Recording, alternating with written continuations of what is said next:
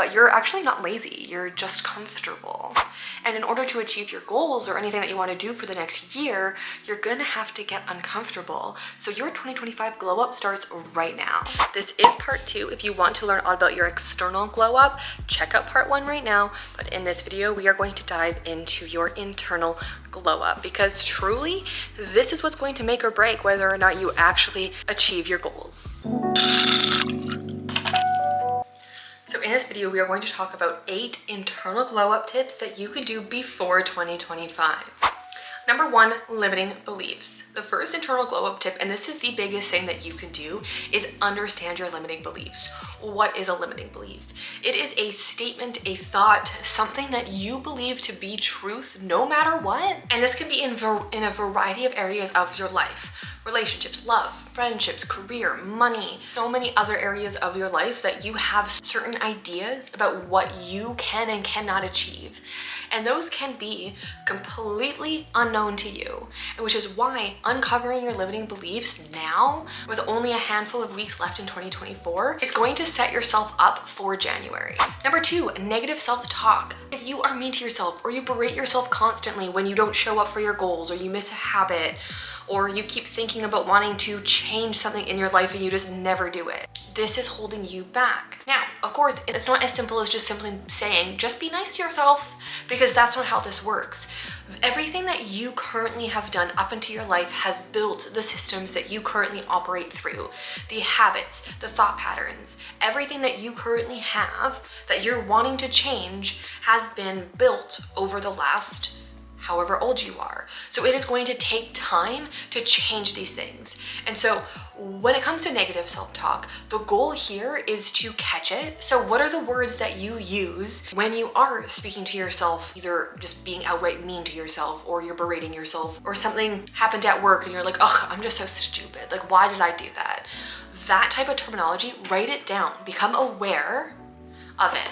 And then what you can do is, on a piece of paper, write out the negative kind of words or phrases you use, draw a line across it, and now write a positive version or what else you can say in regards to certain situations. And then have this piece of paper either in your notes app or close to you, somewhere where you can see it every day, because you want to retrain your brain and catch yourself when those negative kind of self-talk phrases come up. Be like, okay, wait, that's negative. We don't need that right now. I can actually think about this. These are slow internal processes that you gotta start at some point so that you can get better at it as you go. Number 3, confidence. What makes you feel confident? What outfit makes you feel like the baddest in the world? Is it a pair of jeans, a shirt, a style of hair? What makes you feel confident? Yes, it could be external, it could be something you can put on your body, but now it can also be something internal. When do you feel the most confident? What do you feel the most confident about? What areas of your life are you like, yeah, I'm really good at that? Those things, find those things, pull those things out. And if you are currently somebody who has extremely low confidence, it's building blocks once again. So wearing those favorite pairs of jeans, wear it 3 days a week because they make you feel confident. Do it as often as you possibly can so that you continually feel confident. Because the more confidence that you feel, it's going to just stack up and progress as you continually shine a light on it. And it will feel weird at the beginning. If you think that saying like, oh, I'm so good at this is like bragging, that's another thing you're gonna have to reframe, because saying like, hey, I'm good at that because you are good at it isn't necessarily bragging when you're talking to yourself. Yes, if you use it to tear other people down, or you use it as a like, I'm better than you because I'm so good at this, obviously that's different than simply looking at yourself in the mirror being like, you got this. Number 4, body image, your internal thoughts about your own body. This is huge for so many women. I've struggled with this my entire life, and it's not necessarily a fun thing to think about or discuss, but I want you to journal or write down, like, how do you view yourself? What is it that you love about yourself? What is it that you don't love about yourself? How do you talk to yourself? This is once again like your negative self-talk as well, but this is in regards to your body image.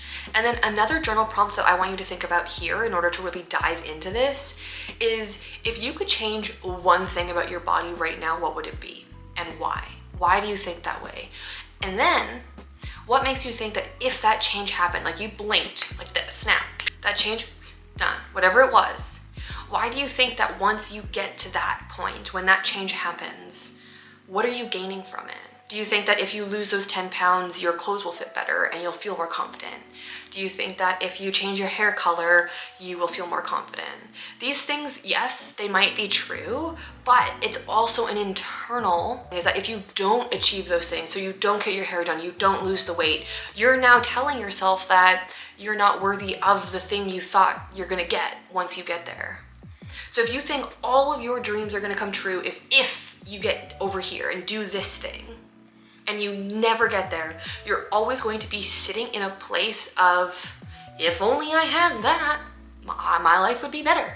But that is not always the case. If you can accept who you are right now while building and adding things into your life to become a new version of yourself, you are going to flourish. Okay? So number 6 is, how do you view exercise? So in our external glow up, it talks about exercise, movement, and what you can do throughout your day. Internally, in order to make that happen, you have to ask yourself, how do you view it? Do you love it? Do you hate it? Ask yourself, what types of exercise do you absolutely love that comes so easily to you? If you hate all forms of exercise, what is something you could try to start doing that might bring you an iota of joy? I personally love dance YouTube workouts because they're fun. They have good music, you get to move your body. So find one thing that you can implement even once a week, twice a week, right now, that moves your body, that you enjoy. Number 7, self-sabotage. We all do it. We might not know we're doing it. When it comes to self-sabotage, it's all about your patterns. So this comes with limiting beliefs and the other side of it. So if you start achieving things and things are happening, you were either earning the money or you got the raise or the relationship is going so well, you are constantly waiting for the shoe to drop, to get fired, to have your partner leave you. And so an example that I have is, so when life is going great, do you pick a fight with your partner so that then they pull away, and now since they pulled away, you can be like, my relationships never work out, but it's because it was going too good. It's because you were scared of having what you craved. And so when it comes to self-sabotage, you have to vocalize it. And then you also have to vocalize what your self-sabotage is, but then you also have to start building up your own self-esteem and belief system around what you are worth. You are worth a loving relationship. You are worth caring friends who will uplift you, cheer you on, be a shoulder to cry on. You are worth the career, the jobs, everything that comes your way. You are worth earning as much money as you ever thought possible. You have to believe those things in order for them to truly solidify in your life so that you stop self-sabotaging. Caveat, self-sabotaging is something that's going to happen at all kind of milestones of your life. When you are moving into areas that are uncomfortable, self-sabotaging is going to rear its head.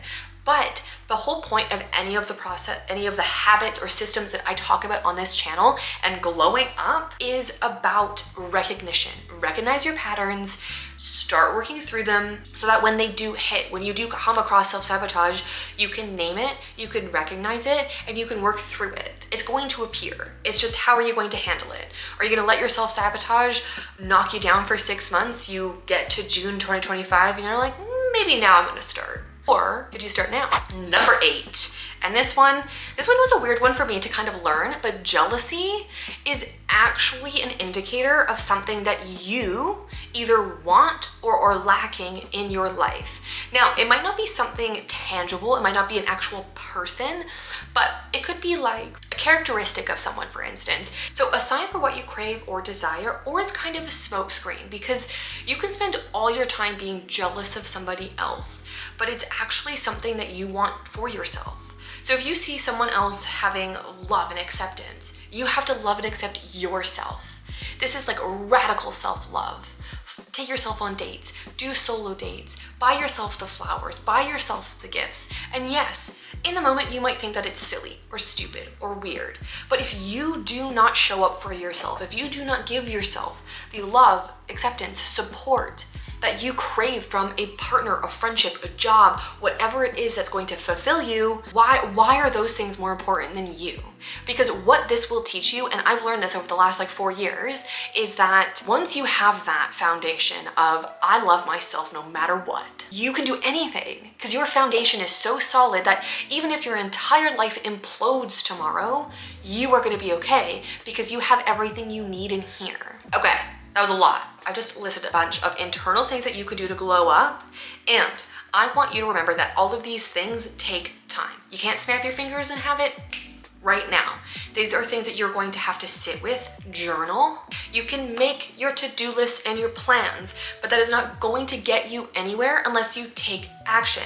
What I said in part 1 is that your plans are only going to get you as far as your actions. Now, I'm going to leave you with this. If you want to become the most confident, powerful, fun, excited version of yourself in 2025, this comes with doing the inner work, making the plan, and then taking action. Which is why on this channel, I talk so much about daily habits and daily routines. Check out this video on 20 daily habits to improve your life. This can help you get started right now on what to implement. Because truly, the only thing that you have control over is now, this minute, this next hour, how you spend your time in the moment. So, that is everything that I have for you in this video. My camera's gonna die. Please like and subscribe. I hope you have a good rest of your day, and I will see you in the next one. Bye!